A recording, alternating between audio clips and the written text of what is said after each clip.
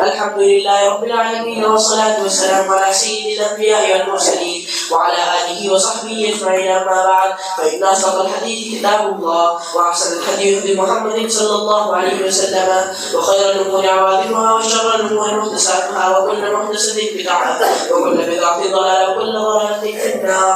وبسند متصل من دار الشيخ الإمام الإمام حافظ الحجة أمير المؤمنين في الحديث أبي عبد الله محمد بن إسماعيل بن إبراهيم بن المغيرة بن بطيس الجعفي اليماني البخاري رحمه الله تعالى.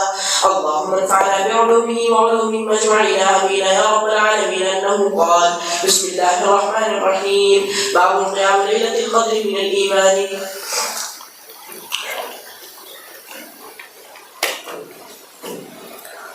الحمد لله رب العالمين والصلاة والسلام على سيد المرسلين وعلى آله وأصحابه أجمعين. أما بعد. باب قيام ليلة القدر من الإيمان. بزرگوں اور بھائیوں اور ہماری مائیں اور بہنیں، امام بخاری علیہ الرحمہ نے جو عنوان قائم کیا ہے اس کا ترجمہ ہے لیلۃ القدر میں قیام کرنا ایمان میں سے ہے۔ قیام کا مطلب ہوتا ہے نفلیں پڑھنا۔ قیام کا لفظی ترجمہ کھڑا ہونا، کھڑا رہنا۔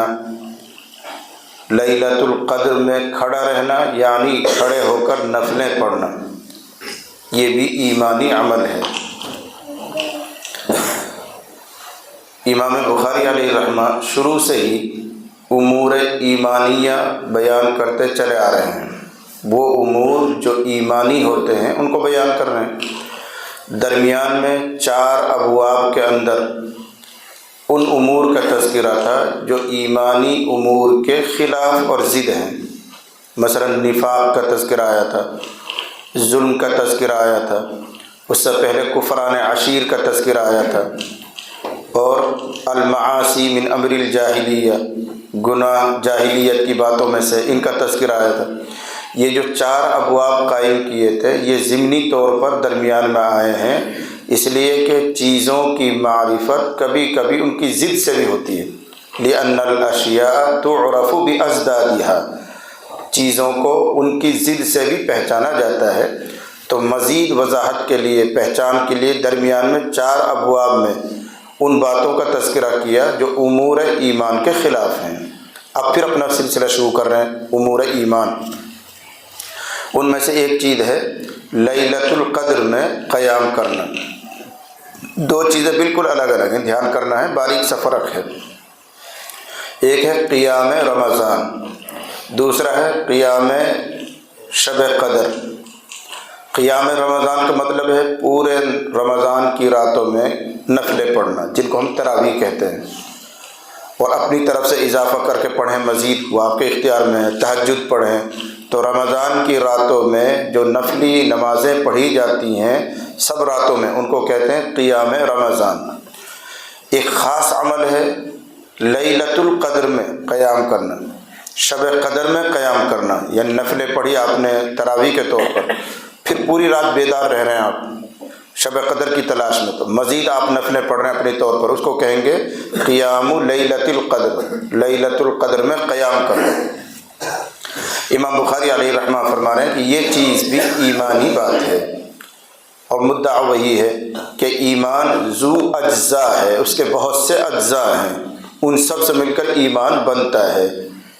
گویا یوں کہہ کر وہ رد کریں گے ان لوگوں پر جو یہ کہہ رہے تھے کہ ایمان ایک اکیلی چیز ہے، مفرد چیز ہے، بسیط چیز ہے۔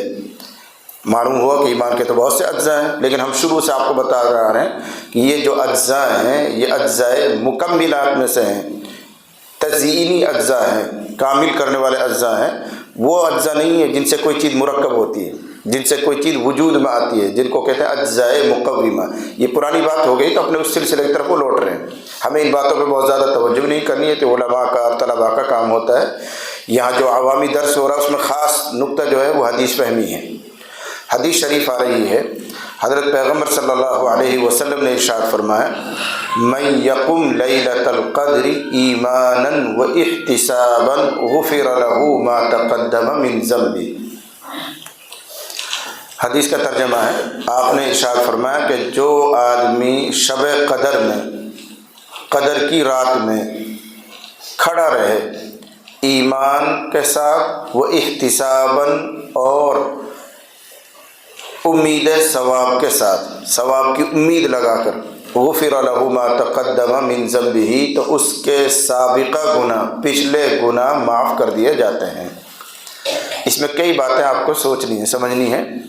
پہلے تو یہ ہے کہ شب قدر کو شب قدر کیوں کہتے ہیں؟ یہ فارسی میں ترجمہ اس کا، شب مانے رات، قدر مانے قدر، ابھی آ جائے گا اس کا مطلب۔ شب قدر، قدر کی رات، ہم اردو میں اپنی میواتی زبان میں بھی اس کو شب قدر ہی کہتے ہیں، رمضان میں شب قدر آتی ہے۔ اس کی تفصیل تو انشاءاللہ آئے گی کتاب الصوم میں ہی، لیکن یہاں تو صرف یہ سمجھنا ہے کہ اس رات کو شب قدر کیوں کہتے ہیں، قدر کی رات کیوں کہتے ہیں۔ اس قدر کے دو معنی آتے ہیں جو ہمیں سمجھنا ہے۔ قدر بمعنی تقدیر، شب قدر تقدیر کی رات، یعنی سال بھر کے امور اللہ تعالیٰ فرشتوں کے حوالے کرتے ہیں۔ تقدیر تو بہت پہلے لکھی جا چکی ہے، ہمارے اور آپ کے اور اس کائنات کے بننے سے 50,000 برس پہلے سب کچھ لکھا جا چکا ہے، وہ تو ہو گئی تقدیر۔ لیکن اس سال میں اس آخری سال تک کیا ہونا ہے، جنوری سے دسمبر تک کیا ہونا ہے، محرم سے اور کہہ لیجیے کون سا مہینہ آئے گا، ذی الحجہ تک کیا ہونا ہے، وہ سال بھر کے امور فرشتوں کے حوالے کیے جاتے ہیں اس رات میں، اس لیے اس کو شب قدر، تقدیر کی رات کہا جاتا ہے۔ جو عوام میں مشہور ہے 15ویں رات کے بارے میں، شعبان کی 15ویں رات کے بارے میں، وہ ٹھیک نہیں ہے۔ پتہ نہ چل کس کس کو پتہ ٹڑک گو، وہ صحیح نہیں، وہ تو اللہ جانے کہاں سے چلی ہوئی بات ہے اور اس کے پیچھے کوئی سند نہیں۔ ہاں یہ سند والی بات ہے کہ رمضان میں جو شب قدر آتی ہے اس میں بھی اللہ تعالیٰ سال بھر کا نظام فرشتوں کے حوالے کرتے ہیں، تو وہاں کہا جا سکتا ہے اللہ جانے بھائی کس کس کو پتہ ٹلکا ہے، کس کس کو نام یہاں آ گیا ہے۔ لیکن لوگوں میں مشہور ہو گیا ہے 15ویں رات کے بارے میں، شب برات کے بارے میں، موقع آئے گا تو انشاءاللہ اس میں کچھ عرض کریں گے۔ تو قدر، شب قدر کا پہلا معنی ہوا تقدیر کی رات، چونکہ اس رات میں سال بھر کا نظام فرشتوں کے حوالے کر دیا جاتا ہے۔ اگلے سال میں کیا ہونا ہے یہ فرشتوں کو بھی خبر نہیں، اس سے اگلے سال میں کیا ہونا ہے وہ فرشتوں کو معلوم نہیں، اس سال میں کیا کیا ہونا ہے یہ فرشتوں کو معلوم ہے، یہ نظام ان کے حوالے کر دیا گیا ہے، اس رات میں حوالہ کیا جاتا ہے، اس لیے اس کا نام پڑ گیا شب قدر۔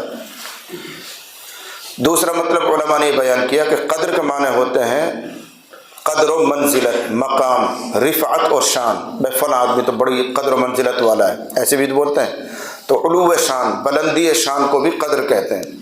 شب قدر کو شب قدر اس لیے کہتے ہیں کہ جو آدمی آج تک گناہ کر کر کے بے حیثیت تھا، کوئی منزلت اس کی نہیں تھی، کوئی عظمت اس کی نہیں تھی، اس شب قدر میں توبہ کر کر، استغفار کر کے، اللہ کو راضی کر کے قدر و منزلت والا بن جاتا ہے، مقام والا بن جاتا ہے، اس لیے کہتے ہیں شب قدر، قدر کرنے کی رات، اس میں قدر کرو، قدر کر کے اپنی منزلت کو بڑھاؤ، اپنی شان کو بڑھاؤ، اس لیے اس کو شب قدر کہا جاتا ہے۔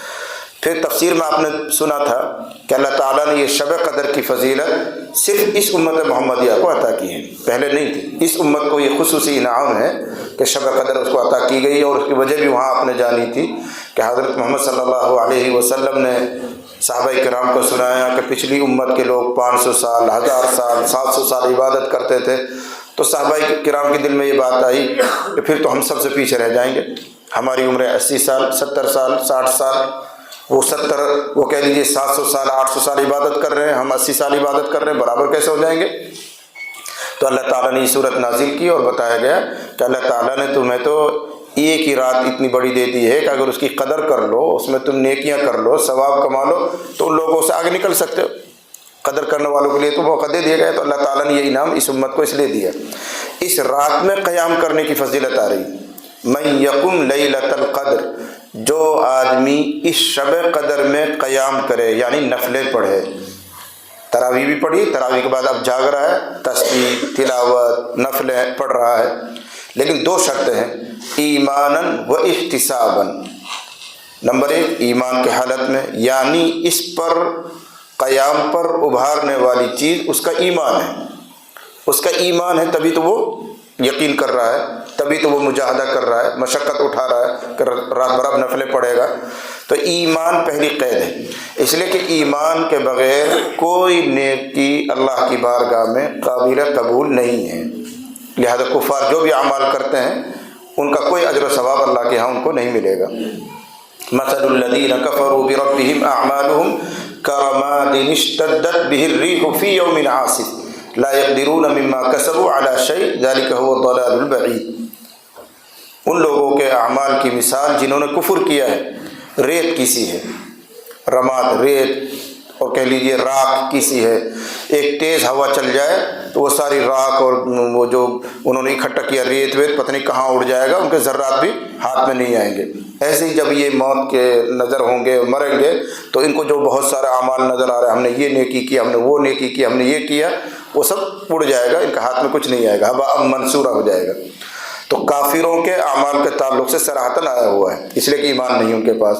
18ویں پارے میں بھی ہے والذین کفروا اعمالهم کسراب بقیعۃ یحسبہ الظمآن ماء. جو لوگ کافر ہیں ان کے اعمال کی مثال ایسی ہے جیسے چمکتا ہوا ریت، چمکتا ہے، تیز دھوپ پڑ رہی ہو تو دور میں ایسا لگتا ہے بھی پانی بھرا ہوا ہے، قریب جائے گا تو کچھ بھی نہیں ہے، جیسے وہ دھوکہ کھا جاتے ہیں. ایسے ہی یہ کفار اعمال تو کر رہے ہیں، خدمت خلق کر رہے ہیں، پتہ نہیں کیا کیا نیکی کر رہے ہیں اپنے من میں، اور دھوکے میں پڑے ہوئے ہیں. لیکن جب آنکھ بند ہوں گی تو کچھ نظر نہیں آئے گا، سب ختم ہو چکا ہوگا. تو بنیادی چیز ہے ایمان. ایمان کے بغیر تو کوئی عمل قابل قبول ہی نہیں ہوتا، اس لیے پہلی قید لگائی ایمان. دوسری چیز ہے وہ احتساباً، ثواب کی امید کر کے.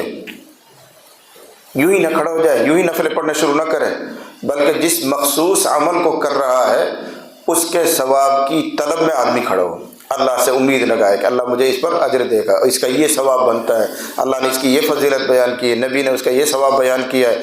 اس کو ذہن میں رکھ کر اس کی طلب میں پھر آدمی کھڑا ہو تو اللہ تعالیٰ قیام لیلۃ القدر پر یہ انعام دیتے ہیں غفر لہ ما تقدم من ذنبہ، کہ اس کے سابقہ گناہ معاف کر دیے جاتے ہیں. سابقہ میں پچھلی زندگی میں جو گناہ اس نے کیے ہیں وہ سب معاف کر دیے جاتے ہیں. اور بارہا آپ کے سامنے یہ بات آئی ہے کہ اس طرح کے اعمال اور نیکیوں سے جن گناہوں کی بخشش کا تذکرہ آتا ہے اس سے مراد ہے صغائر، صغیرہ گناہ، چھوٹے گناہ اس طرح کی نیکیوں سے معاف کر دیے جاتے ہیں. رہ گئے کبائر اور بندوں کے حقوق کے تعلق سے وہ توبہ سے معاف ہوتا ہے. قانون یہ ہے، یوں اللہ کا فضل ہے، اللہ کی مہربانی ہے، وہ کسی قانون کا پابند نہیں ہے. اگر وہ اس قیام کے ذریعے ہمارے کبائر کو بھی معاف کرے، اگر وہ اس کے ذریعے حقوق العباد کو بھی معاف کرے، وہ اختیار رکھتا ہے. لیکن اس کا بنایا ہوا قانون یہ ہے، اس کا ضابطہ یہ ہے کہ نیکیوں کے ذریعے سے صغائر معاف ہوتے ہیں، کبائر جو اللہ کے حقوق سے تعلق رکھتے ہیں، کبائر بڑے گناہ وہ توبہ سے معاف ہوتے ہیں، اور بندوں کے حقوق کی ادائیگی سے معاف ہوتے ہیں. رہا قانون یہ ہے، لیکن ضابطہ اللہ کسی ضابطے کا پابند بھی نہیں ہے. اگر وہ فضل فرمانا چاہے تو درگزر کر سکتا ہے، سب کو معاف کر سکتا ہے. تو حاصل باب یہ ہوا، امام بخاری علیہ رحمہ فرما رہے ہیں کہ ایمان کے بہت سے اجزاء ہیں، ان میں سے ایک جز یہ بھی ہے کہ شب قدر میں آدمی ثواب کی امید لگا کر نفلیں پڑھتا ہے، یہ بھی ایمان کا ایک حصہ ہے. لیکن جواب وہی ہے، یہ ایمان کامل کا حصہ ہے، نفس ایمان کا حصہ نہیں. نفس ایمان تو بسیط ہے، دل کا عقیدے کا نام ہے. جی. وبه قال حدثنا ابو اليمان قال اخبرنا شعيب قال حدثنا ابو الزناد عن الاعرج عن ابي هريره قال قال رسول الله صلى الله عليه وسلم من يقوم ليله القدر ايمانا واحتسابا غفر له ما تقدم من ذنبه. باب الجهاد من الايمان. الجہاد من الایمان، مقصد وہی ایمانی امور بیان کرنا مقصد ہے، جن چیزوں کے اکٹھا ہونے سے ایمان کامل بن جاتا ہے. ان میں سے ایک چیز ہے الجہاد من الایمان، جہاد بھی ایمان کا عمل ہے. یہ الجہاد جو ہے یہ شریعت کی خاص اصطلاح ہے. اگر جاہد یجاہد مجاہدتاً و جہاداً، اگر مجاہدہ کا لفظ آ رہا ہے، مجاہدہ، یا اس کے ساتھ اللہ کی طرف لوٹنے والی کوئی ضمیر آ رہی ہے، اہل علم بیٹھے ہوں وہ سمجھ جائیں گے، اس وقت اس کا عام معنی ہوتے ہیں کوئی بھی محنت، کوئی بھی مشقت، دینی خدمت، وہ سب مجاہدہ میں آتی ہے. والذین جاہدوا فینا لنہدینہم سبلنا، کہ جو ہمارے راہ میں، دیکھو یہاں فینا میں نا ضمیر آ رہی ہے، تو اللہ یا اللہ کی طرف لوٹنے والی کوئی ضمیر اگر آ جائے تو وہاں مراد ہوتا ہے عام محنت، کوئی بھی مشقت، کوئی بھی دینی خدمت۔ لیکن اگر جاہد یجاہد جہادن، یہ جہادن کا لفظ آ رہا ہے یا اس کے ساتھ فی سبیل اللہ کا لفظ آ رہا ہے تو اس سے مراد ہوتا ہے قتال فی سبیل اللہ، اللہ کے راستے میں جنگ لڑنا۔ اور ہمارے محاورے میں، ماحول میں جہاد کا یہی معنی ہے، اللہ کے راستے میں قتال کرنا، جہاد کرنا، وہ یہاں پر مراد ہے۔ اور کتاب الجہاد مستقل آگے چل کر آئے گی، وہیں اس کی مزید وضاحت کریں گے۔ امام بخاری کا مقصد صرف اتنا ہے کہ جس طرح اور بہت سے کام ایمان کے حصے ہیں، شعبے ہیں، ایسے ہی ایک حصہ جہاد فی سبیل اللہ، اللہ کے راستے میں جہاد کرنا۔ اب یہاں پر ایک علمی سوال ہوتا ہے، اس الجہاد من الایمان کا اوپر والے باب سے کیا جوڑ ہے؟ قیام لیلۃ القدر من الایمان، اور پھر نیچے چل کر بھی آ رہا ہے قیام رمضان کا بیان، تطوع قیام رمضان، یہ بیان آئیں گے۔ تو درمیان میں جہاد کا تذکرہ کیوں لیا ہے؟ یہ طلباء کے لیے ایک خاص سوال ہے۔ آسان کر کے کہہ لیجیے، اوپر تو شب قدر کا تذکرہ ہے اور نیچے باب میں آ رہا ہے پھر رمضان کی تراویح کا بیان، تو شب قدر اور تراویح بیچ میں جہاد کا تذکرہ کیوں آ گیا؟ اس کی کیا مناسبت؟ جواب یہ ہے کہ جس طرح جہاد میں مشقت اٹھانی پڑتی ہے، ایسے ہی شب قدر میں جاگنے کے لیے بھی تو آدمی کو مشقت اٹھانی پڑتی ہے۔ اور جس طرح جہاد میں آدمی اپنی بیوی بچوں سے علیحدہ رہتا ہے، ایسے ہی شب قدر میں بھی اگر وہ اعتکاف میں بیٹھا ہوا ہے تو بیوی بچوں سے علیحدہ رہتا ہے۔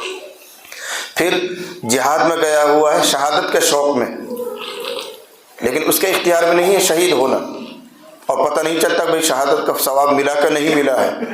ایسے ہی شب قدر میں محنت کرے گا، کوشش کرے گا، لیکن کیا پتہ شب قدر نصیب ہوئی کہ نہیں ہوئی۔ ایسی کچھ مناسبتوں کی وجہ سے امام بخاری درمیان میں الجہاد من الایمان کا باب لے کر آئے ہیں کہ جس طرح مشقت آدمی شب قدر میں جاگنے میں کرتا ہے، ایسے ہی مشقت کا ایک کام جہاد فی سبیل اللہ بھی ہے۔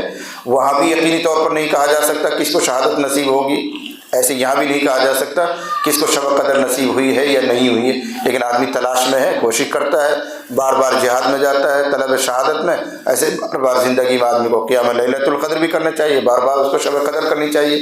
یہ نہیں کہ بھئی ایک رات جاگ لیا وہ اور یہ تصور کرے کہ اب تو مجھے شب قدر مل گئی، زندگی بھر کی کوشش ہے، ہر رمضان میں اس کو شب قدر تلاش کرنی چاہیے۔ اس مناسبت سے اس باب کو یہاں لے کر آئے ہیں۔ جی وبه قال حدثنا حرمي بن حفص قال حدثنا عبد الواحد قال حدثنا عمر قال حدثنا ابو زرعه بن عمر بن جديد قال سمعت ابا هريره عن النبي صلى الله عليه وسلم قال انتدب الله، ابو ہریرہ کہتے ہیں کہ نبی صلی اللہ علیہ وسلم نے ارشاد فرمایا، انتدب اللہ عز وجل لمن خرج فی سبیلہ، اللہ تعالیٰ نے ذمہ داری لے لی، انتدب اللہ تعالیٰ نے ذمہ داری لے لی، لمن اس شخص کے لیے، خرج فی سبیلہ جو اس کے راستے میں نکلا، جہاد کرنے کے لیے، قتال کے لیے نکلا، تو اللہ نے ذمہ داری لے لی۔ کس چیز کی ذمہ داری لے لی وہ بعد میں آ رہا ہے، لیکن جب نکل رہا ہے راہ خدا میں تو اس کے لیے کچھ شرط، لا یخرجہ الا ایمان بی او تصدیق برسلی، اور ادھر نسخے میں واو لکھا ہوا ہے، وہی نسخہ زیادہ صحیح ہے، الا ایمان بی و تصدیق برسلی، او کے بجائے و تصدیق برسلی، اور نہیں نکالا ہے اس شخص کو کہاں کے لیے؟ راہ خدا میں جہاد کے لیے نہیں نکالا ہے اس کو مگر مجھ پر ایمان، اللہ فرما رہا مجھ پر ایمان نے اور میرے نبی کی تصدیق نے۔ مراد یہ ہے کہ صرف اللہ پر ایمان، رسول اللہ کی تصدیق کی خاطر وہ راہ خدا میں نکلا ہے، ریاکاری کے لیے، دکھلاوے کے لیے، شہرت کے لیے، مال غنیمت کے لالچ میں نہ نکلا ہو۔ یہ نیت کی تصحیح کی طرف اشارہ ہے کہ جو آدمی راہ خدا میں نکلا، اور یہ نکلنا صرف اللہ کے لیے، دکھلاوے کے لیے نہیں، شجاعت کے لیے نہیں، یا مال غنیمت کے لالچ میں نہیں، صرف اللہ کے لیے، اس لیے یہ قید بیچ میں بڑھائی، لا یخرجہ نہیں نکالا ہے اس کو الا ایمان بی مگر مجھ پر ایمان نے، اللہ فرما رہا ہے، و تصدیق برسلی اور میرے رسولوں کی تصدیق نے، میرے نبی کی باتوں کو وہ مانتا ہے، مجھ پر ایمان رکھتا ہے، اس لیے نکلا۔ یہ جملہ معترضہ کہتے ہیں اس کو، ہمارے یہاں اس کو بیچ میں سے ہٹا دو، اب جوڑ یوں بنے گا، انتدب اللہ عز وجل لمن خرج فی سبیلہ ان ارجعہ بما نال من اجر او غنیمت، اللہ نے ذمہ داری لے لی کہ جو کوئی نکلا اس کے راستے میں تو اللہ فرما رہا ہے کہ میں اس کو لوٹاؤں گا اس کے ساتھ جو کچھ اس نے حاصل کیا ہے، یعنی اجر یعنی ثواب یا غنیمت.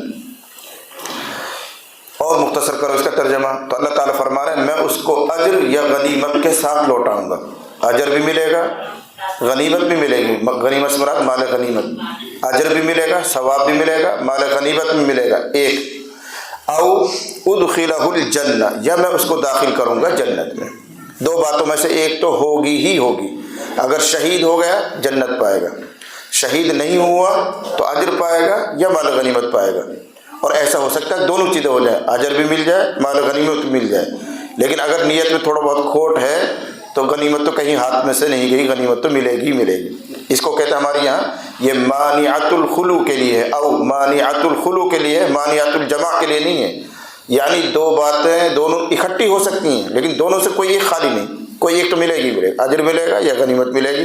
اور لیکن یہ ممکن ہے کہ دونوں باتیں مل جائیں, اجر بھی مل جائے, مال غنیمت بھی مل جائے. اگر آدمی اخلاص کے ساتھ گیا ہے تو اجر بھی ملے گا, مال غنیمت بھی ملے گا جب فتح ہو گئی. اور اگر شہید ہو گیا تو اللہ تعالیٰ اس کو جنت میں داخل کریں گے. تو خلاصہ یہ روایت یہ ہے جو قتال فی سبیل اللہ کے لیے نکلا, اخلاص کے ساتھ نکلا, تو اللہ تعالیٰ نے یہ ذمہ داری لی ہے یا تو اس کو اجر اور غنیمت کے ساتھ واپس کریں گے, نہیں تو پھر اس کے لیے جنت لازم کر دی اللہ تعالیٰ نے. یہ ذمہ داری لی کہ جنت دوں گا اور زندہ رہا تو مال غنیمت یا اجر میں سے کچھ ملے گا ہی ملے گا.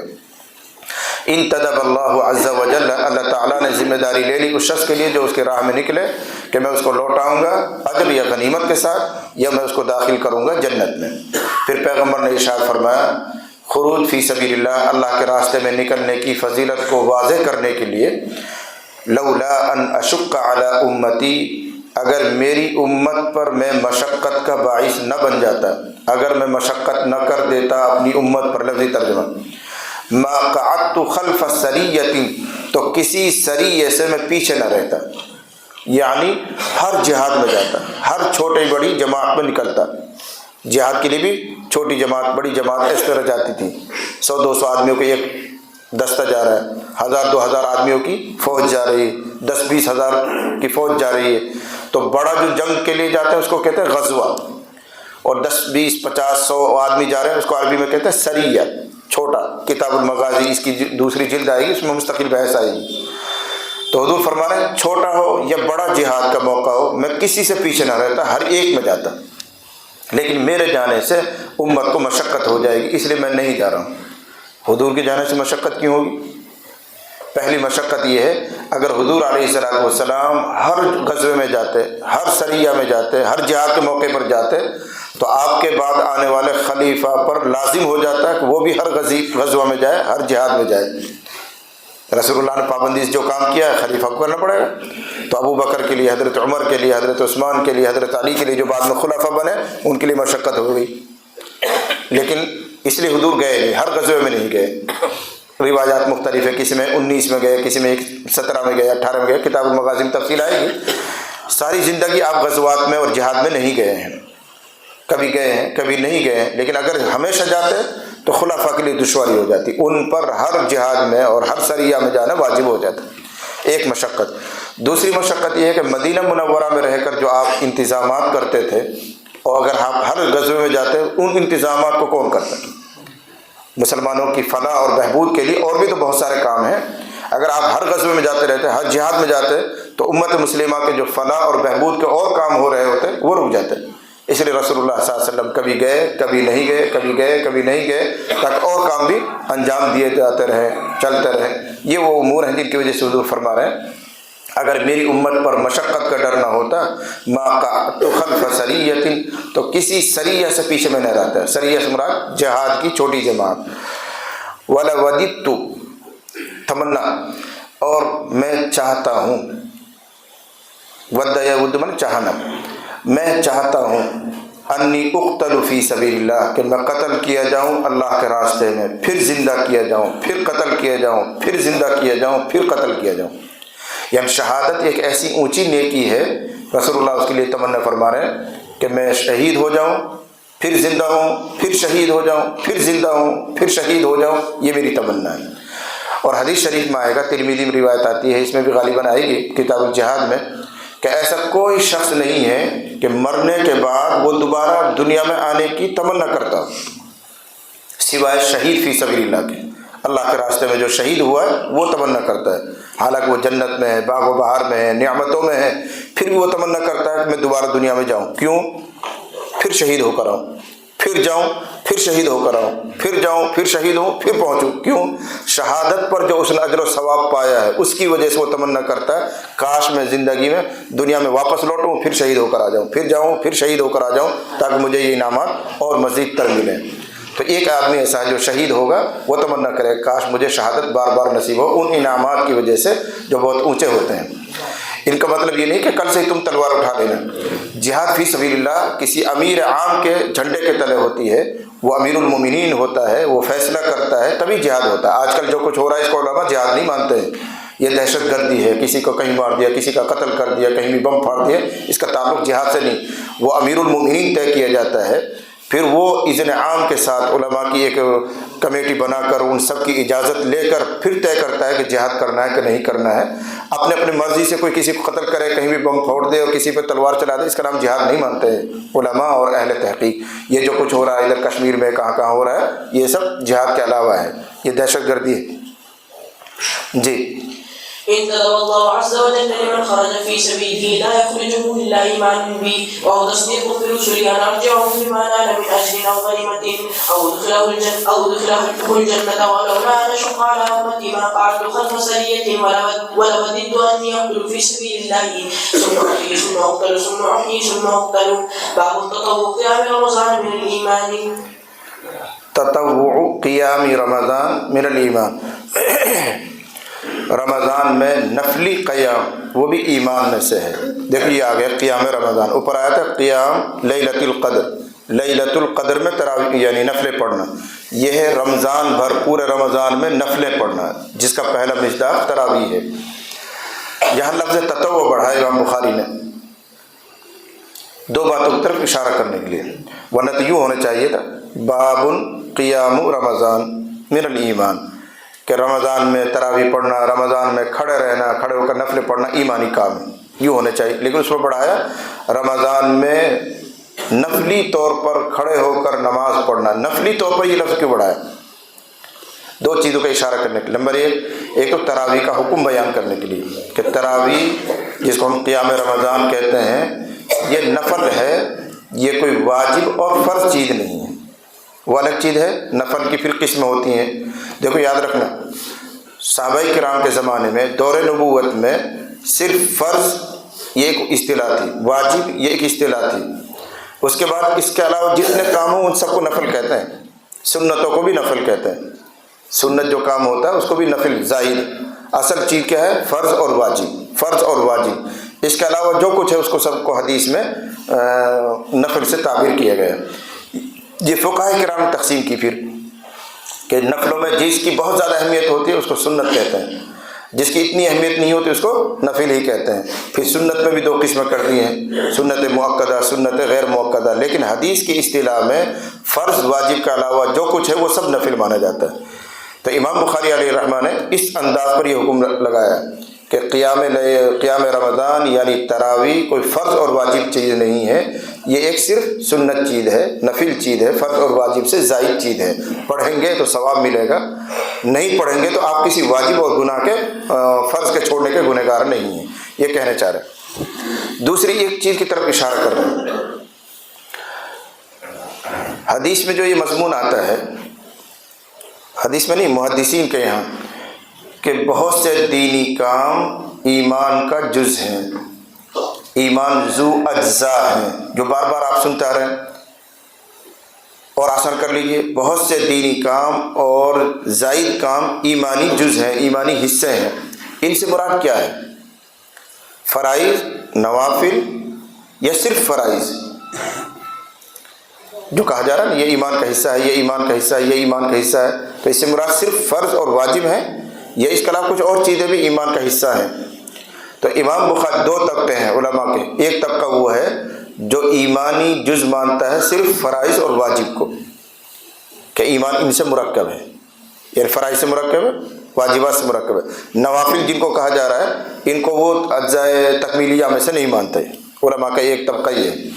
دوسرا طبقہ وہ ہے جو مطلق مانتا ہے، فرائض کو بھی، واجب کو بھی، سنن کو بھی، نوافل کو بھی، یہ سب ایمانی اجزاء ہیں۔ امام بخاری علیہ الرحمہ خود ان لوگوں میں سے ہیں جو تمام چیزوں کو، تمام نیکیوں کو ایمان کا جز مانتے ہیں۔ اپنا مذہب ثابت کرنے کے لیے انہوں نے تطوع کا لفظ بڑھایا کہ ہمارے یہاں تطوعات بھی، جن کو نفل کہا جاتا ہے، وہ بھی ایمانی اجزاء میں سے ہیں، اس لیے لفظ بڑھایا تطوع۔ قیام رمضان وہ اگرچہ نفل ہے لیکن ایمانی حصہ ہے، تو معلوم ہوا کہ جو نوافل ہیں وہ بھی ایمان کے اجزاء بنتے ہیں۔ امام بخاری اپنا مدعا ثابت کرنا چاہ رہے ہیں ان سے۔ یہ باب ہے، اور اس سے اگلا جو باب آ رہا ہے ان میں تقریباً ایک ہی روایت ہے، لفظوں کا فرق ہے۔ من قام رمضان ایمانا و احتسابا غفر له ما تقدم من ذنبه، جس شخص نے رمضان میں قیام کیا یعنی تراویح پڑھی ایمان اور احتساب کے ساتھ، ایمان کی حالت میں اور ثواب، امید ثواب کے ساتھ، تو اس کے سابقہ گناہ بخش دیے جائیں گے۔ نچلے باب میں آ رہا من صام رمضان، جس نے رمضان کا روزہ رکھا، وہاں تراویح کا تذکرہ تھا، اگلے باب کی روایت میں رمضان میں روزہ رکھنے کا بیان۔ من صام رمضان ایمانا و احتسابا غفر له ما تقدم من ذنبه۔ امام بخاری نے یہ دو الگ الگ روایت بنا دی ہیں، یہ ایک ہی روایت ہے، ایک ہی سلسلہ بیان میں حضور نے فرمایا من قام رمضان ایمانا و احتسابا غفر له ما تقدم من ذنبه ومن صام رمضان ایمانا و احتسابا غفر له ما تقدم من ذنبه، ایک ہی روایت ہے۔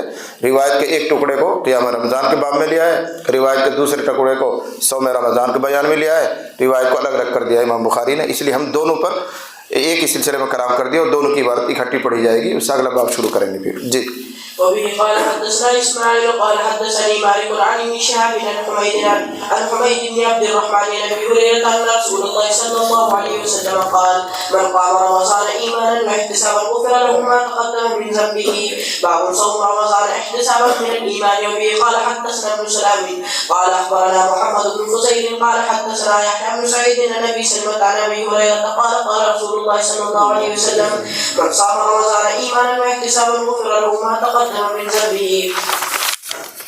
باب الدين يسر. قال النبي صلى الله عليه وسلم احب الدين الى الله احب الدين الى الله الحنيفية السمحة. الدین یسر، باب الدین یسر، دین بڑا آسان ہے۔ طلباء ایک سوال قائم کرتے ہیں کہ الدین مبتدا یسر خبر، لیکن اس کا خبر بننا صحیح نہیں ہے، اس لیے کہ خبر مشتق ہونی چاہیے اور یہ غیر مشتق ہے، تو نیچے اشارہ کر رکھا ہے تقدیر مضاف کی طرف۔ الدین ذو یسر، دین یسر والا ہے، آسانی والا ہے۔ اب اس کے ساتھ یہ خبر بنے گا، یہ جو بین سطور نکالتے ہیں یہ بھی کسی نہ کسی کام کی وجہ سے نکالا جاتا ہے، تو ذو یسر مضاف مضاف الیہ سے مل کر اب خبر بنے گا، ڈائریکٹ یسر نہیں بن سکتا، اور ڈائریکٹ خبر بھی بنا سکتے ہیں۔ پھر یہ زید عدل والی ترکیب ہے، زید عدل، زید انصاف ہے، زید انصاف تھوڑی ہے، زید انصاف والا ہے، زید انصاف کرنے والا تھا، عدل عادل کے معنی میں ہے، تو مبالغے کی وجہ سے ایسا کہا جاتا ہے کہ اس کی طبیعت میں انصاف ایسا جیسے خود ہی انصاف بن گئے ہو۔ ایسے ہی دین آسانی والا ہے، لیکن اتنا آسان ہے کہ ایسا لگتا ہے خود ہی آسان ہو، اس لیے ایسے مبالغتاً کہا جا رہا ہے۔ بہرحال امام بخاری علیہ الرحمہ نے پچھلے ابواب میں جہاد کا تذکرہ کیا، لیلۃ القدر میں کھڑے ہونے کا بیان کیا، پھر رمضان میں تراویح پڑھنے کا تذکرہ کیا۔ ان سے آدمی کے ذہن یہ بن سکتا تھا یار دین بڑا مشقت والا کام ہے، اس لیے فوراً باب لے کر آئے، دین بڑا آسان ہے، مشقت والا نہیں ہے، دین بہت آسان ہے، ایک وجہ۔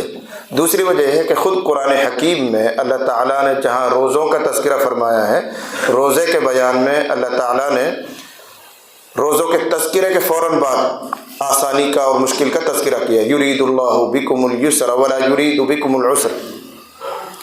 جو حافظ لوگ ہیں فوراً پہنچ جائیں گے آیت پر، کیا ہے وہ شہر رمضان الذی انزل فیہ القرآن ھدی للناس وبینات من الھدی والفرقان، اس میں روزے کا تذکرہ چل رہا ہے، اس کا اخیر میں فوراً آ رہا ہے یرید اللہ بکم الیسر ولا یرید بکم العسر، اللہ تمہارے ساتھ آسانی کا ارادہ کرتا ہے، مشکل کا ارادہ نہیں کر رہا ہے۔ تو چونکہ قرآن میں بھی روزے کے بیان کے ساتھ یسر کا تذکرہ موجود ہے، اس لیے امام بخاری علیہ الرحمہ بھی روزہ اور تراویح کے فوراً بعد یسر کا باب لے کر آ رہے ہیں۔ اس سے معلوم ہوا امام بخاری علیہ الرحمہ کی حدیث پر نظر کے ساتھ ساتھ علوم قرآن پر بھی نظر ہے، تو جوڑ ملا رہے ہیں کہ جیسے قرآن شریف میں روزہ اور آسانی، ایسے یہاں بھی روزے کا تذکرہ، تراویح کا تذکرہ، فوراً آسانی دین کا تذکرہ کر دیا قرآن کے علوم سے مناسبت پیدا کرنے کے لیے۔ اب رک کر سمجھے امام بخاری کیا کریں، دین بڑا آسان ہے۔ اور امام بخاری کیا ہے، یہ تو حضور فرما رہے ہیں، حدیث بھی آ رہی ہے آگے چل کر، دین بڑا آسان ہے۔ اس کے کئی مطلب ہیں۔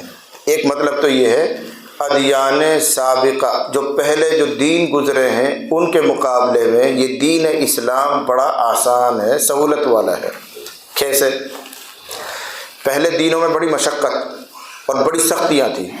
مثلا آپ نے سن رکھا ہے بار بار کہ اگر کسی کا کپڑا ناپاک ہو جاتا تھا تو پاک کرنے کا صرف یہی طریقہ تھا کہ اس کو وہاں سے کاٹ دیا جائے، دھلنے سے، پانی سے وہ پاک نہیں ہوتا تھا، چاہے 1000 مرتبہ دھلو وہ ناپاک ہی رہے گا۔ امت محمدیہ میں کیا ہے، 3 مرتبہ دھلو پاک ہو گیا، کیسی نجاست ہو، کتنی گندگی ہو، دھلا پھر نچوڑ دیا، پھر پانی ڈالا پھر نچوڑ دیا، 3 مرتبہ دھلنے سے کپڑا پاک ہو جاتا ہے۔ لیکن امم سابقہ میں، ادیان سابقہ میں دھلنے سے نہیں، کپڑا کاٹنے سے پاک ہوتا تھا، یہ سختی تھی۔ ایسے ہی ادیان سابقہ میں اگر کسی آدمی سے کبیرہ گناہ ہو جائے تو توبہ سے، رونے سے معاف نہیں ہوتا تھا، قتل نفس سے معاف ہوتا تھا۔ قتل نفس، جیسے کوئی بغاوت کر لے، کوئی اور کام کر لے تو توبہ سے کام نہیں چلے گا، اپنا آپ کو قتل کروانا پڑے گا، تو اللہ تعالیٰ اس کی توبہ قبول کریں گے۔ بنی اسرائیل میں تم نے بار بار سنا ہوگا، بچھڑے کی عبادت کی تو اللہ تعالیٰ نے موسیٰ علیہ السلام کی سفارش کو، دعا کو قبول فرمایا، لیکن شرط کیا لگائی، جن لوگوں نے بچھڑے کی عبادت کی ہے ان کو قتل کیا جائے گا۔ تو ایک ہی موقع پر 70,000 آدمی قتل کیے گئے، تب جا کے توبہ قبول ہوئی۔ تو کبیرہ گناہ اگر ہو جاتا تو اس کی توبہ کے لیے قتل نفس ضروری تھا۔ ہمارے یہاں تو نہیں، امت محمدیہ پر تو یہ ہے کتنے ہی گناہ کر لو، دربار خدا میں پہنچ جاؤ، معافی مانگو، معاف ہو جائے گا۔ تو یہ امت محمدیہ کو جو دین دیا گیا ہے پہلے دین کے مقابلے میں بڑا آسان۔ اور مثالیں امم سابقہ میں، یعنی بنی اسرائیل کا جو دین تھا ان میں یہ حکم دیا گیا تھا کہ زکوٰۃ میں مال کا چوتھائی نکالنا ہے۔ اگر آپ نے 100 روپے کمائے ہیں تو 25 روپے آپ کو زکوٰۃ دینی ہے، چوتھائی نکالنا پڑتا تھا، اور اس امت میں 40واں نکالنا پڑتا ہے۔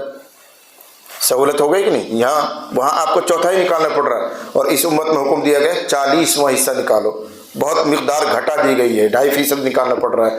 100 میں سے اس کو 25 روپے نکالنے پڑ رہے تھے، آپ کو 100 میں سے 2.5 روپے نکالنا پڑ رہا ہے۔ تو آسانی کر دی گئی ہے، اللہ تعالیٰ نے آسانی دے دی۔ امم سابقہ میں مال غنیمت حلال نہیں تھا، لڑو جہاد کرو، پھر مال غنیمت جو اکٹھا ہو گیا کوئی اس کو استعمال نہیں کر سکتا، آسمان سے آگ آئے گی وہ اس کو جلائے گی، راکھ بنائے گی، بس ہو گیا جہاد قبول تمہارا۔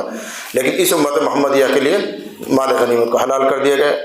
ایسے ہی امم سابقہ میں یہ سختی تھی کہ ان کی عبادتیں عبادت خانوں میں ہی ہو سکتی تھی۔ کوئی اپنے گھر نماز پڑھنا چاہے، جنگل میں پڑھنا چاہے نہیں پڑھ سکتا، عبادت خانے میں ہی جا کے عبادت کرنی پڑتی تھی۔ اور اس امت میں کیا ہے، زمین کا کسی حصے میں آپ نماز پڑھ لیجئے، کھیت میں پڑھ لیجئے، جنگل میں پڑھ لیجئے، سفر میں، اسٹیشن میں پڑھ لیجئے، یہ آسانی کر دی گئی۔ ان آسانی کی وجہ سے کہا گیا الدین یسر، دین بڑا آسان ہے، پہلا دین بڑا مشکل تھا۔ دوسرا مطلب کہ اللہ تعالیٰ نے تمہارا جو دین تمہیں دیا ہے اس میں کچھ چیزوں کو فرض بنایا ہے، کچھ چیزوں کو واجب بنایا ہے، کچھ چیزوں کو سنت بنایا ہے۔ پھر ان فرائض اور واجب میں بھی آدمی کی قوت اور تحمل کا لحاظ کیا گیا ہے۔ اگر اس کی قوت کم ہو جائے، تحمل برداشت کم ہو جائے تو اس کے فرائض شارٹ ہوتے چلے جاتے ہیں، کم ہوتے چلے جاتے ہیں۔ مثال دیکھو، نماز پڑھنا، نماز میں قیام فرض ہے، رکوع فرض ہے، سجدہ فرض ہے، لیکن ایک آدمی اتنا بیمار ہے کہ وہ کھڑا نہیں ہو سکتا ہے تو کیا حکم؟ بیٹھ کے پڑھ لو، قیام چلا گیا۔ اگر وہ اتنا بیمار ہے کہ بیٹھ بھی نہیں سکتا تو لیٹ کے پڑھ لو، قیام اور اس کا کہہ لیجیے رکوع ختم ہو گیا۔ یہ آسانیاں دی ہیں اللہ تعالیٰ نے۔ پہلی امتوں میں یہ نہیں، مرو گرو کچھ بھی ہو، کھڑے ہو کے ہی پڑھنا ہے، تو اتنا آسان کر دیا گیا ہے۔ اس لیے فرمایا الدین یسر، دین بڑا آسان ہے۔ ایسے ہی کسی غیر نمازی کو نماز کا عادی بنانا ہے تو دین بڑا آسان ہے، اس کو صرف فرائض کی دعوت دو اور واجب کی دعوت دو۔ اس سے بالکل مت کہو کہ سنن مؤکدہ بھی ہیں، نوافل بھی ہیں، فلاں بھی ہیں، یہ بھی ہیں، وہ بھی ہیں، بالکل مت کہو۔ اور تم جب دعوت دیتے ہو نا، ظہر میں 12 پڑھنی پڑی، ارے یار کون پڑھے گا 12 کا؟ تم کو ظہر میں صرف 4 پڑھنی، آ جاؤ۔ تو 4 پڑھنے کے لیے آدمی آسانی سے آ سکتا ہے، 12 پڑھنے کے لیے تو اس کو ٹینشن ہو جائے گی، 12 رکعت پڑھنی پڑے گی۔ تو فرائض سے لے کر چلو اس کو۔ حضرت معاذ بن جبل رضی اللہ عنہ کو یمن بھیجا گیا تھا، تو حضور علیہ الصلوۃ والسلام فرمایا پہلے ان کو توحید کی دعوت دینا، اگر اس کو مان لیں تو پھر رسالت کی دعوت دینا کہ محمد صلی اللہ علیہ وسلم اللہ کا رسول ہے. جب اس کو مان لیں تو اب نماز کی دعوت دینا. جب نماز کو مان لیں تو زکوٰۃ کا حکم دینا. جب اس کو بھی مان لیں پھر روزے کا حکم سنانا. یہ تدریج آہستہ آہستہ آہستہ آہستہ لے کر آؤ اس کو. ایک دن میں ہی حضرت جی مت بناؤ. داعی لوگوں کے لیے بھی اس میں سبق ہے. دین بڑا آسان ہے. مثلا ایک آدمی حرام میں مبتلا ہے, حرام کماتا ہے, حرام کھاتا ہے. ایک مثال دو, جیسے بینک کی ملازمت کرنا ناجائز ہے. آپ اس میں منشی بنیں یا ملازمت کریں, کچھ بھی کریں, بینک کی ملازمت کرنا حرام ہے, اس لیے کوئی سودی کاروبار ہے. اور سود کی مدد کرنا, سود کو لکھنا, یہ سب حرام ہے. اب ایک مسلمان آدمی ہے, وہ بینک مینیجر ہے, کچھ اور ہے, ملازمت کرتا ہے, تو اس کو مسئلہ بتا دو, تمہاری یہ جو ڈیوٹی ہے, تمہاری جو یہ نوکری ہے, جائز نہیں ہے. لیکن اس کو یوں نہیں کہا جائے گا آج ہی چھوڑ دو, بلکہ اس کو یوں کہا جائے گا اب دوسرے کسی چیز کی تلاش میں رہو, کوئی کاروبار, کوئی اور نوکری, کوئی اور چیز, اس کی تلاش میں رہو, اور 6 مہینے لگیں گے تمہیں اس میں, جب تک اپنی یہ نوکری کرتے رہو. یہ کیا ہے؟ آسانی تو ہے. ورنہ تو اسے کہا جاتا آج ہی بند کر, کل سے تو حاضری نہیں دے گا بینک میں جا کے, ورنہ تو حرام ہو جائے گا, فلاں ہو جائے. اس کو راستہ بتایا جائے گا کہ یہ چیز ناجائز ہے جو تو کر رہا ہے, لیکن آج سے ہی نیت کر کہ مجھے یہ چھوڑنا ہے, اور 6 مہینے کے اندر, سال کے اندر اپنا کوئی اور نظام بنا, کوئی کاروبار کا, کوئی اور ڈیوٹی کا, کوئی اور چیز کا نظام بنا. اتنی رعایت اس کو دی جا رہی.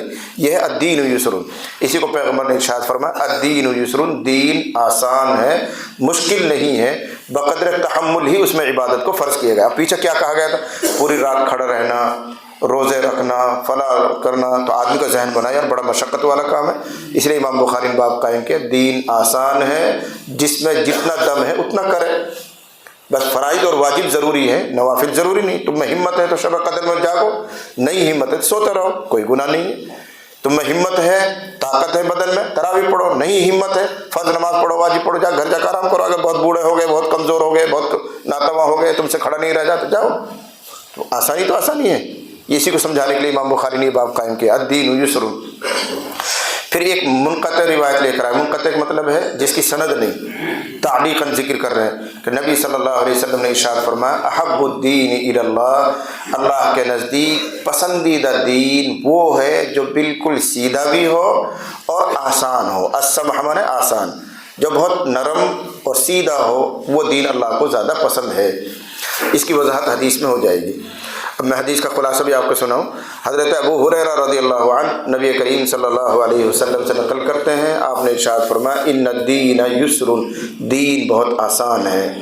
ولن یشاد الدین احد الا غلبہ, اور نہیں ہے کوئی شخص جو دین میں تشدد برتے مگر دین اس پر غالب آ جائے گا. ولن یشاد الدین, اور ہرگز سختی نہیں برتے گا, ہرگز کہہ لیجئے تشدد نہیں برتے گا دین میں کوئی, مگر دین اس پر غالب آئے گا. اس کا کیا مطلب ہے؟ اگر کوئی آدمی یوں طے کر لے کہ مجھے دین میں جو سخت کام ہے وہی کرنا ہے ہمیشہ, اس کو میں تھوڑا کھول کے سمجھاؤں. دین میں جو احکام ہیں اللہ تعالیٰ نے اس میں 2 طرح کے حکم رکھے ہیں. ان کو ہمارے یہاں کہتے ہیں اصطلاح میں عزیمت اور رخصت. عزیمت اور رخصت. عزیمت معنی پختہ والے, جن میں آدمی ہمت کرے تو کر سکتا ہے, ان کو کہتے ہیں عزیمت. اور ان میں سہولت بھی رکھی اللہ تعالیٰ نے. مثال کے طور پر ایک آدمی سفر کر رہا ہے اور سفر شرعی ہے, وہی 77-78 کلومیٹر یا 80 کلومیٹر جس پر آدمی مسافر ہو جاتا ہے, اس کو کہتے ہیں سفر شرعی. ایک آدمی رمضان کے مہینے میں سفر شرعی کر رہا ہے, تو اب 2 چیزیں ہیں. سفر ہونے کے باوجود وہ روزہ رکھے, اس کو کہتے ہیں عزیمت, ارادے کی پختگی, مضبوطی, اللہ اجر دے گا, رکھو, اس کو کہیں گے عزیمت. لیکن شریعت نے یہ بھی اجازت دی ہے کہ سفر کی وجہ سے روزہ چھوڑ دو, بعد میں رکھ لینا, قضا کر لینا, اس کو کہتے ہیں رخصت. سمجھ میں آ رہا؟ عزیمت مانے وہ جس کو ہمت سے کر سکتا ہے آدمی, اور اس کے مقابلے میں جو شریعت نے تھوڑی بہت سہولت دی ہے اس کو کہتے ہیں رخصت. جیسے یہی سفر میں سفر شرعی آدمی کر رہا ہے تو روزہ رکھ رہا ہے اس کے باوجود, اس کو کہیں گے عزیمت, بھائی ہمت والا کام کر رہا ہے. اور اگر وہ نہ رکھنا چاہے تو شریعت نے اجازت دی ہے, چھوڑ دے روزے کو, اس کو کہتے ہیں رخصت. ایک آدمی یہ طے کر لے کہ مجھے دین میں ہمیشہ عزیمت پر عمل کرنا ہے, تو اللہ کے رسول صلی اللہ علیہ وسلم نے فرمایا یہ ہار جائے گا, دین اس پر غالب آ جائے گا, یہ ہمیشہ اس کو پورا نہیں کر پائے گا. جب تک جوان ہے چلو اس کام کو کر لے گا کہ ہر سفر میں روزہ رکھے گا, ہر سفر میں روزہ رکھے گا, لیکن کبھی تو جھکے گا, کبھی تو بڑھاپے میں جا کے اس کو ہتھیار ڈالنے پڑیں گے, اب میرے بس کی نہیں بھائی, اب سفر میں وہ رخصت کو قبول کرے گا. اس لیے پہلے ہی قبول کرو, تو دین اس پر غالب آ جائے گا. یعنی اگر وہ سختی کا عادی بننا چاہے تو ہمیشہ نہیں نبھا پائے گا. ایک دوسری مثال لو. اللہ تعالیٰ نے بڑا آسان کیا, قرآن کی تلاوت کرو, اچھی بات ہے, لیکن اگر جی نہیں چل رہا ہے تو مت کرو, تھوڑی مقدار پڑھ لو. حضرت عمر ابن عاص, حضرت عبداللہ بن عمر ابن عاص نے حضور علیہ الصلوۃ والسلام سے ضد کی کہ میں تو 3 دن میں قرآن ختم کیا کروں گا. حضور کا نہیں, اور شروع سے لے کے چلے تو لمبی روایت ہے. حضور کا نہیں, اس سے کم کی اجازت نہیں دی حضور نے. 3 دن میں ہاں ٹھیک ہے چل 3 دن, ورنہ تو وہ چاہ رہے تھے روزانہ ختم کرو. جب وہ بوڑھے ہو گئے, اب 3 دن میں قرآن ختم کرنا ان کے لیے بڑا مشکل ہو گیا, تو کہتے تھے کاش میں نے حضور کی اس رخصت کو قبول کر لیا ہوتا ہے. معلوم ہتھیار ڈالنا پڑ رہا ہے, دین اس پر غالب آ رہا ہے. اس جملے کا یہ مطلب ہے ان الدین یسر ولن یشاد الدین احد الا غلبہ. نہیں تشدد برتے گا کوئی آدمی دین میں مگر دین اس پر غالب آ جائے گا. یعنی اس کو رخصت اختیار کرنی ہی پڑے گی, ہمیشہ عزیمت پر وہ عمل نہیں کر پائے گا. اس لیے رخصت پر عمل کیا کرو. پیچھے میں نے ایک حدیث سنائی تھی, جس طرح اللہ کو یہ بات پسند ہے کہ عزیمت پر عمل کرو, ایسے اللہ کو یہ بات بھی پسند ہے کہ رخصت پر عمل کرو. فسددوا وقاربوا, بس ٹھیک ٹھیک چلو, سیدھے سیدھے چلو. سددوا کا مطلب, اور ہمیشہ سیدھا سیدھا چلنا مشکل کام ہے, اس لیے فرمایا وقاربوا, قریب قریب چلو. ہمیشہ بالکل سیدھے سیدھے نہیں چل سکتے, تھوڑا تھوڑا اس کے قریب قریب چلو. ایک ترجمہ. دوسرا قاربوا کا ترجمہ یہ بھی کیا گیا ہے آپس میں مل جل کر رہو, دین میں سیدھا راہ روی, سیدھی راہ اختیار کرو, آپس میں مل کر رہا کرو, یہ بھی کہا گیا. لیکن معروف ترجمہ وہی جو میں نے پہلے کیا, دین میں بالکل سیدھے چلو, لیکن ہمیشہ سیدھے چلنا تھوڑا دشوار ہے, اس لیے فرمایا وقاربوا, سیدھے پن کے قریب قریب رہو. وابشروا, اور بشارت سنو. کس چیز کی بشارت؟ کہ اس کوشش پر تھوڑے عمل کو بھی اللہ تعالیٰ قبول کر لے گا. ہمیشہ بالکل درست نہیں چل سکتے, بالکل سیدھا نہیں چل سکتے, کچھ نہ کچھ کوتاہیاں ہو جاتی ہیں, تو بشارت سنو کہ صرف نیت کرو, ارادہ کرو, محنت کرو, پھر بھی تھوڑا بہت ٹیڑھا پن ہو جائے گا, اللہ قبول کر لے گا. وَاسْتَعِينُوا بِالْغُدْوَةِ وَالرَّوْحَةِ, اور مدد طلب کرو صبح کے وقت سے, شام کے وقت سے. وَشَيْءٍ مِّنَ الدُّلْجَةِ, اور کچھ رات کے وقت سے. دلجہ مانے تاریک کو کہتے ہیں. مراد یہ ہے کہ صبح میں طبیعت میں نشاط ہوتا ہے, شام کے وقت میں بھی ہوتا ہے, رات کی کچھ گھڑیوں میں. ان مخصوص اوقات میں ذکر, اذکار, تلاوت, عبادت کر کے اللہ سے مدد طلب کرو. صبح کے وقت کو خالی مت جانے دو, شام کے وقت کو خالی مت جانے دو. توفیق ہو جائے تو رات کے کسی تاریکی والے حصے میں, شب کے شروع میں, شب کے اخیر میں, شب کے نصف میں, جب اللہ توفیق دے دے, ان وقتوں میں عبادت اور ذکر کر کے اللہ کی مدد کو اپنے ساتھ کر لو. جی. وبه قال حدثنا عبد السلام بن طاهر قال حدثنا عمر بن علي عن معلم بن محمد الغفاري عن سعيد بن محمد الغفاري عن سعيد بن ابي سعيد المقبري عن ابي هريره عن النبي صلى الله عليه وسلم قال ان الدين يسر ولم يشاد الدين احد الا غلبه فسددوا وقاربوا وابشروا واستعينوا بالغدوه والروحه وشيء من الدلجه.